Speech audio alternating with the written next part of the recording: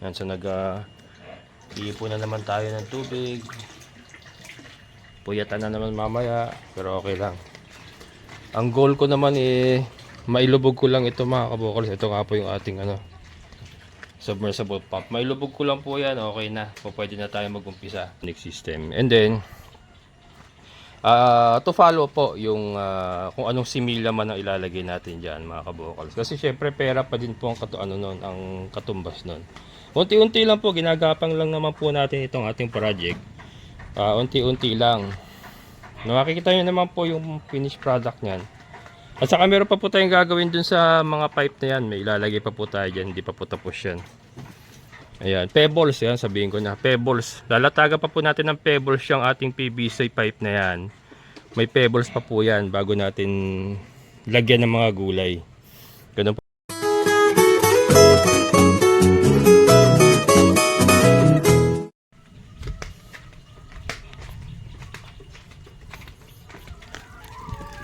Good morning mga kabokals. Ayan, dilig muna tayo ng ating mga talong. Tapos mamaya dadamuhan ko ito. May mga bulaklak at may bunga na kasi yung mga talong natin mga kabokals. So, medyo napabayaan nga natin yung paglilinis kasi nga nagpagawa tayo dito. Ito po kasi yung area ng ating fish pan nga. Yung dati nating layer house. Actually layer house pa rin naman, kaya lang naglagay nga tayo ng fish pan para sa ating aquaponic system. Then ito yung ating mga layers. Yan, malapit na natin silang ibalik sa battery cage. Medyo alas 4 na ako natulog kagabi mga kabokals kasi nagpuno ako. Hindi naman hindi pa rin napuno, pero naglagay ako ng tubig kasi ito nga po kasing tubig natin is bantayin ba. Nauubusan po kasi.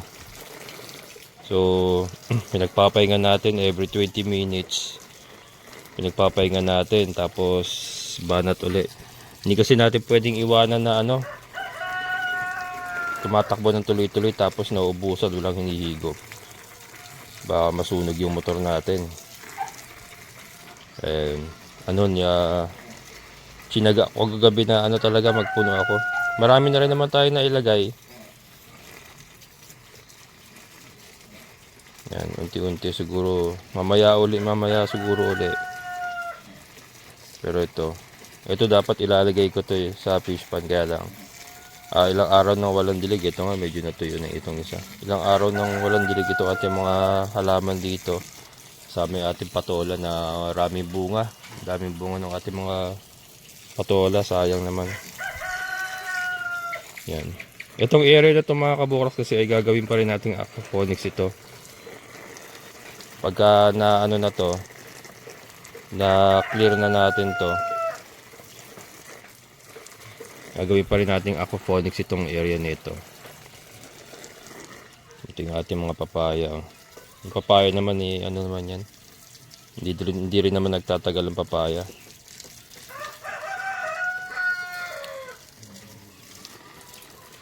Yan. So yun nga, na lang tayo mga kabokals nagpupuno na lang ako ng tubig dito sa ating fish pan para mailipat na natin yung ating mga layers.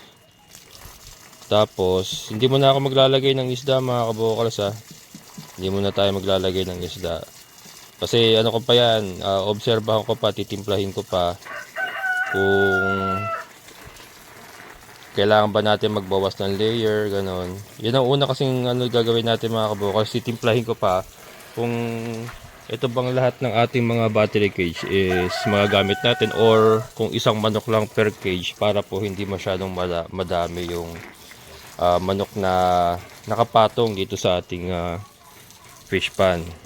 Yan, so titimplahin pa natin yan. Yun ang kaya mauuna po yung manok. Tapos pagka-load po ng manok, dapat sumunod na kagad mga siguro kailangan mga 3 to 5 days sumunod na kagad yung halaman sa ating aquaponics. Ayan. So wala munang isda,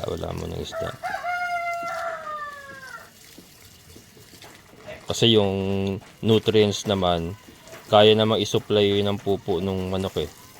Kaya naman niya isupply sa ating aquaponics system yung kahit wala pang isda. So yung isda after na ma-establish yung ating aquaponics. At saka kasi pagka may na mga kabukals, may isda na yan, ay may manok na yan, napupupo na sila, tapos tumatakbo na yung ating aquaponics system. Magde-develop po yan ng mga lumot, mga algae. Yan. So yun po yung kailangan naman ng ating isda, yung mga magde-develop na lumot, algae sa tubig. Gawa po nung sa droppings nga po ng ating mga manok. So yun, kaya mahuhuli po yung ating isda. May bunga na naman ito. Yung isa nakuha ko na isang bunga ng ating talong ulam ko na, nilaga ko lang tapos sinausaw ko sa bago.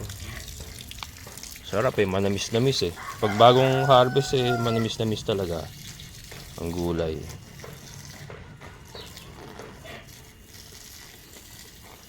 Yan, buti nga hindi namatay ito. Ang tagal na walang dilig.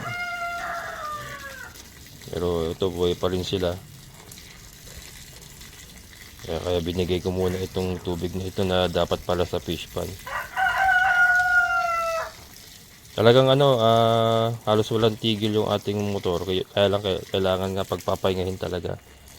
Kasi para hindi masunog. Pero talagang yung katulad nito, pagpapahingahin ko na naman siya ngayon. Tapos yung para sa baboy naman ang iipunin natin. Saka sa pagpapakain ng manok. Ayan. Pagpapaligo pa ng baboy. Kaya kailangan ko magpuyat talaga para malamanan ko itong ating fish pan. Kailangan ko talagang, alas 4 na ako natulog.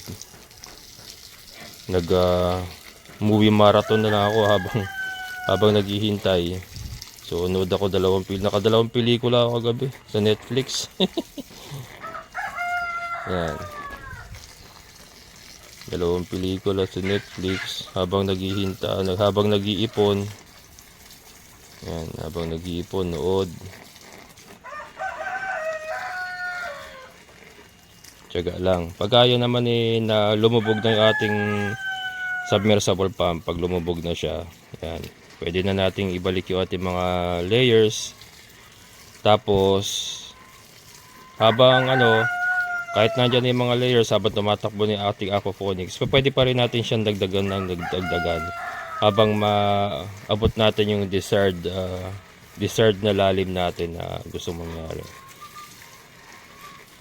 Importante mailubog yung ating submersible pump kasi hindi pwedeng patakbuhin yun nang hindi nakalubog lahat Mag-iinit yun masusunog.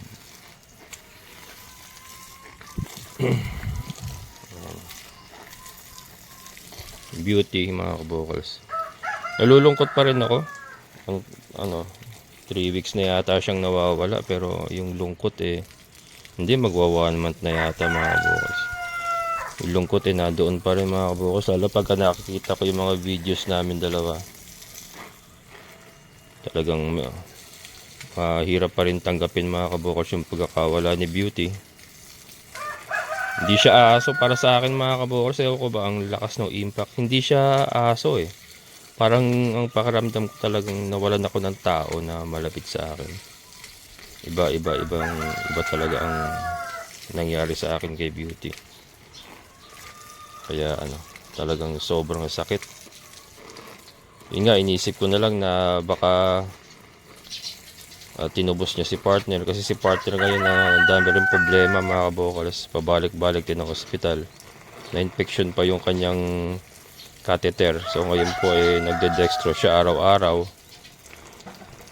for 21 days kasi nga yung catheter niya na infection. Yun. Ang dami rin namin problema ni partner. So yun na lang yung pagka nalulungkot ako, iniisip ko na lang na baka may dahilan yung pagkakawala, yung biglaan yung pagkakawala. Baka may dahilan. na kinailangan para si partner kumbaga tinubos niya si partner. Yun lang po yung aking pinangahawakan na para maibsan yung kalungkutan, mga kabukals. Mahirap. Hanggang ngayon nagtatanong pa rin ako, pero yun nga, yun na lang pong iniisip ko, si partner. Dami problema, mga kabukals, hindi ko na lang binablog yung sa amin ni partner, kaya lang, pero talagang tad-tad, mga kabukals. Sobrang umiiyak na nga yung isa. Umiiyak na sa parang kumbaga binubugbog na ng problema dahil sa sakit niya, daming nagiging komplikasyon. Umiiyak na. Sabi ko sa kanya, lumaban ka, kailangan lumaban tayo. Isa rin po maganda na, hindi naman maganda, pero isa po yung naging epekto ng pagkakawala ni Beauty sa akin, mga kabukals, is yung bumalik po ako sa pagsisimba. Aminin ko, mga kabukals, for more than 15 years hindi po ako pumasok sa simbahan. Talagang naging relax ako. Nawala ako sa sa simbahan. Pero simula po nung nawala si Beauty, talagang bumagsak ang langit sa akin. Talagang iyak ako ng iyak. Siyempre kasama na rin po doon yung maraming kami problema ni partner sa kanya, sa health niya. Kasama na rin po doon, pero ang talagang ang sumipa talaga sa akin, mga kabukals, para po bumalik ako sa simbahan para magsimba every Sunday. And ko na po yun, pangako ko na po yun na every Sunday bibigyan ko ng oras yung pagsimba. Ay yung pagkakawala ni Beauty, mga kabukals. Hindi ko alam bakit ganon kalakas yung naging impact nga nung pagkakawala ni Beauty na naitulak niya ako pabalik sa simbahan. So yun. So yun, mga kabukals. Mamaya maglilinis ako, pero ito diligan muna natin. Naubusan na naman wala na, naubusan na naman. Ito, tiyaga lang, mapupuno ko din ito. Mapupuno din natin. Nalinisan ko na nga, natanggal ko na yung mga baso-basura. Dito rin. Itong paligid na to, natanggal ko na yung mga baso-basura. Ito pa lang tayo kasi ito yung ating ito yung ating motor Hindi pa siya lumulubog. Kailangan mailubog natin yan para maumpisahan na natin yung ating aquaponics. So maibalik na natin yung mga manok and maumpisahan natin yung ating aquaponics. So mamaya, mga kabokals, papakita ko lang sa inyo kung ano itsura pagka nalinisan na natin yung area na yan. Magandang hapon, mga kabokals. Alas 5 pasado. Yan, so iipon na naman tayo ng tubig. Puyatan na naman mamaya, pero okay lang. Ang goal ko naman mailubog ko lang ito, mga kabokals. Ito nga po yung ating submersible pump. Mailubog ko lang po yan, okay na. So, pwede na tayo mag-umpisa. So konti na. Mamaya lalamayin ko na naman. Kagabi nga alas 4 na ako natulog para mapuno natin. So mamaya ganun siguro uling gagawin ko. Hanggang mapuno lang yan, mailubog natin yung ating water pump. Ay, siya nga pala, maraming salamat. Na-appreciate ko po yung mga nagko-comment na nagsasuggest nga na dapat solar powered po. Yan, nabanggit ko naman po doon sa previous vlog ko na yun naman talaga po ang plano natin. Kaya lang, wala pa po tayong budget. Sabi ko nga, sa Raon po kasi, meron pong nabibili na isang set na po ng solar power supply. Na meron siyang battery, meron siyang inverter, may panel, at yung iba pa pong aparato na kailangan niya. Isang set na po siya na kung saan meron pong nabibiling 500 watts pataas, depende po sa kailangan. Meron din po sa online, kaya lang kasi mas prefer ko kumuha sa ganun, yung sa shop talaga sa Raon, para kung magkakaroon man ng problema, meron akong pupuntahan na may technician or may warranty po tayo. Kaya so ito, kinuha ko lang po muna yung ganitong motor nga, kasi nga po pwede naman natin siya gamitan ng ganung setup na solar, separate po na solar system, na kung saan po pwede pa tayo magsaksak ng iba. Let's say mag-expand po tayo ng ating mga fish pan, na magbumotor pa po tayo ng mga separate, yun doon na po isasaksak lahat, kasi nga meron pong 500 watts na nabibiling ganun. So yun, ano lang po, unti-unti lang po. Pero appreciate ko po yung mga nagsasuggest na para nga makatipid. Yes, nasa plano naman po at nabagit ko naman po yun sa previous vlog natin. Pero sa ngayon, ganyan lang po muna. Anyway, wala pa naman po tayong isda. Hindi pa po tayo kaagad-agad mag-iisda. Or baka nga, abangan nyo na lang kung ano talaga, kung anong ilalagay natin. Pero, ang priority ko po muna sa ngayon, mailubog natin yung ating submersible pump. Tapos maibalik na yung mga layers dito sa ating battery cage. Makapag-upisa na po tayo ng ating aquaponics planting ng mga ating mga halaman ay tatanim sa ating aquaponics. And then to follow po yung kung ano man po yung ilo-load natin dito, abangan nyo po. To follow po. Ayan. So hindi naman po yung dudumi, hindi naman po mag-aamboy imbornal yun kasi nga meron naman po tayo ilalagay yan. Kaya lang nga excuse. Kaya lang nga po, hindi po kaagad-agad. Mauuna lang po muna yung manok. And then mapatakbo po muna natin yung ating aquaponic system. And then, to follow po yung kung anong similya man ang ilalagay natin dyan, mga kabokals. Kasi syempre pera pa din po ang katumbas nun. Unti-unti lang po, ginagapang lang naman po natin itong ating project. Unti-unti lang.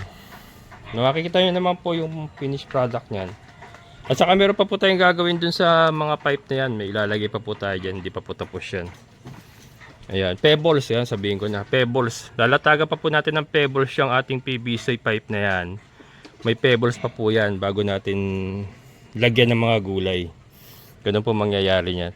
O ito mga kabokals. Nalinis ko na yung ating mga talong na ang dadayang bulaklak. May mga bunga na. Ayan o. Nalinis ko na, dadabuhan ko na, natanggal ko na yung mga baso-basura. Meron pa rin natira pala. May nakalusot pa ng cigarette buds. Talagang malabong mata ni kabokals. Pero yun, at least nalinis-linis ko na. Natanggal na natin. Pero doon ibang part yun kasi ano yun sa kabila naman yun. Yung libingan ni Beauty. Yan, nalinis ko na rin yung paligid niya. Ayun, separate yun. Grass cutter ang babanat yan mga kabokals. Grass cutter yan. And then ito. Para at least pag nagdidilig tayo talagang kita natin yung dinidiligan natin na mga gulay. Saka yung mga papaya natin. Ayan. May nadali lang ako isa ito. Nadali ko na. Andito kasi yan Andito palang connection niya mga kabokals dun sa puno na yon. Pinutol ko doon. Akala ko hindi ito karugtong. Karugtong pala ito. May bunga pa naman sayang. Pero yan, okay lang naman yan, marami pa naman may bunga dyan.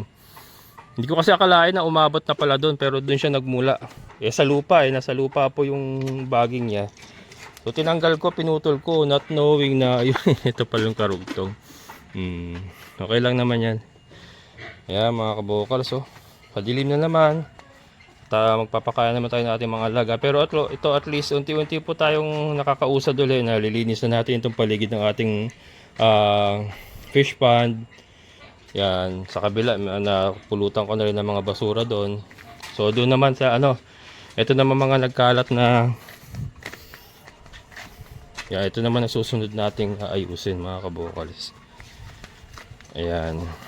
Yan naman ang susunod natin yung mga kalat na yan.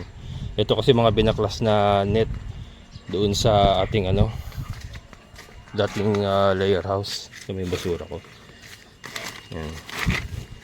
So, tapos gagrass cutting ko pa yan. Tapos yung mga battery cage na luma doon, i-junk na natin yan para malinis natin. Ayan mga kabokals. So, puyatan na lang mamaya. Pero yan, tiyaga lang talaga. Malapit naman na. Malapit na siyang lumubog. Yan. Ayan, maraming salamat mga kabokals. Hanggang dito na lang. Maraming salamat sa inyong muling pagsama. Amazing na buhay. Bye-bye.